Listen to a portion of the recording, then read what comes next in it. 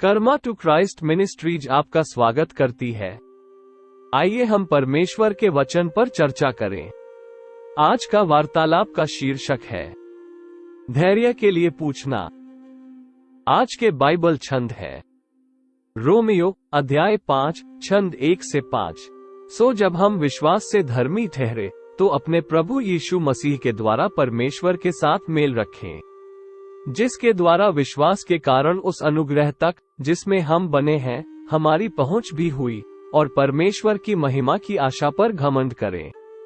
केवल यही नहीं, वरन हम क्लेशों में भी घमंड करें, यही जानकर कि क्लेश से धीरज, और धीरज से खरा निकलना, और खरे निकलने से आशा उत्पन्न होती है, और आशा से लज्जा नहीं होती, क्योंकि पवित्र आत्मा जो हमें दिया गया है उसके द्वारा परमेश्वर का प्रेम हमारे मन में डाला गया है। हमने अभी जो पढ़ा उसके अनुसार धैर्य प्राप्त करने का एक ही उपाय है कष्ट सहकर परखना। इसलिए यदि आप धैर्य के लिए प्रार्थना करते हैं तो आश्चर्यचकित न हो, आपको अगले ही क्षण चुनौती मिल जाती है। जब आप बार बार सावधान रहने के लिए कहते हैं तो आपका बेटा एक मूल्यवान वस्तु तोड़ देता है। आपका जीवनसाथी खाने में नमक डालना भूल जाता है, जैसे कि उसका खाना बनाने का पहला दिन हो सकता है कि आपके पिता मदद मांगने के बजाय कंप्यूटर पर हर जगह बार बार क्लिक करके आपकी सभी कंप्यूटर फाइलों को गड़बड़ कर दें। कोई आपको सड़क पर काट देता है और जब वे फोन पर होते हैं तो लगभग दुर्घटनाग्रस्त हो जाते हैं। आपका बॉस सार्वजनिक रूप से अपनी गलती के लिए आपको अपमानित करता है और इसका दोष आप पर मढ़ता है।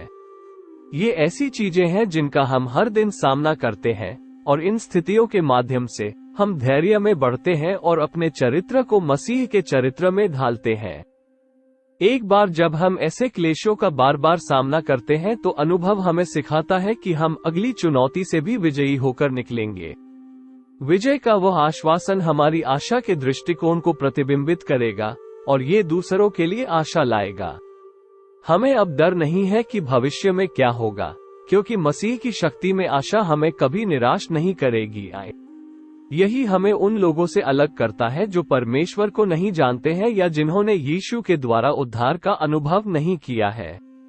हम विश्वास के द्वारा मसीह के प्रति समर्पण करते हैं, यह विश्वास करते हुए कि वो हमारे पापों को धो देता है। हम विश्वास करते हैं कि मसीह ने पहले ही हमारे लिए पाप और मृत्यु को क्रूस पर हरा दिया। इसलिए चाहे हम जीवन में कुछ भी सामना करें, हम विजयी होने के लिए आश्वस्त हैं। और यही विश्वास परमेश्वर की महिमा और शक्ति में आशा से बना है। लेकिन यह आशा हम में पवित्र आत्मा के कार्य पर आधारित होनी चाहिए, न कि लॉटरी, किसी गुरु, मूर्ति, नौकरी, शिक्षा या मनुष्य के वादों पर। केवल तभी हमें परमेश्वर की ओर से मिलने वाली जीत और सम्मान का आश्वासन दिया जाता है।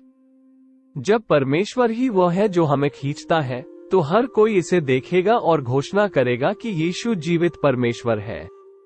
तब हम ये जानकर कि परमेश्वर हमें कभी असफल नहीं करेगा, अपने सिरों को ऊंचा करके चलने में सक्षम होंगे। परमेश्वर द्वारा आजमाए जाने से चरित्र का निर्माण होता है और हर संघर्ष स्वतः ही एक गवाही बन जाता है, यदि हम उस पर कायम रहते हैं और उस पर भरोसा करना जारी रखते हैं। आइए प्रार्थना करते हैं। स्वर्गीय पिता, आप परमेश्वर हैं जो सभी पीढ़ियों तक हमेशा के लिए शासन करते हैं, जो शुद्ध हृदय वालों के लिए अच्छा है, और आप हमेशा के लिए विराजमान हैं। धन्यवाद कि विश्वास के माध्यम से हम आपके अनुग्रह में स्थापित हैं, कि हम अपनी सारी आशा आपके वादों पर रख सकते हैं। मनुष्य के खोखले वादों पर आशा रखने के लिए हमें क्षमा करें। किसी भी तरह के तूफान या संघर्ष का सामना करने पर हमें हिम्मत नहीं हारनी चाहिए। हम अपना सब कुछ समर्पण कर देते हैं और धैर्य के साथ इसका सामना करने के लिए आपकी मदद मांगते हैं। हम घोषणा करते हैं कि हमने आप पर जो आशा रखी है और जिसका हम इंतजार कर रहे हैं, वो हमें लज्जित या निराश नहीं करेगी। हम घोषणा करते हैं कि हम अपने परिश्रम और धैर्य का फल प्राप्त करेंगे, क्योंकि हम आप पर भरोसा करना जारी रखेंगे। अपने नाम को हमारे जीवन और शांति और आशा के शब्दों के माध्यम से महिमामंडित होने दें, जो हम हर परीक्षण में घोषित करते हैं। हम यीशु के सामर्थी नाम से मांगते हैं। आमीन।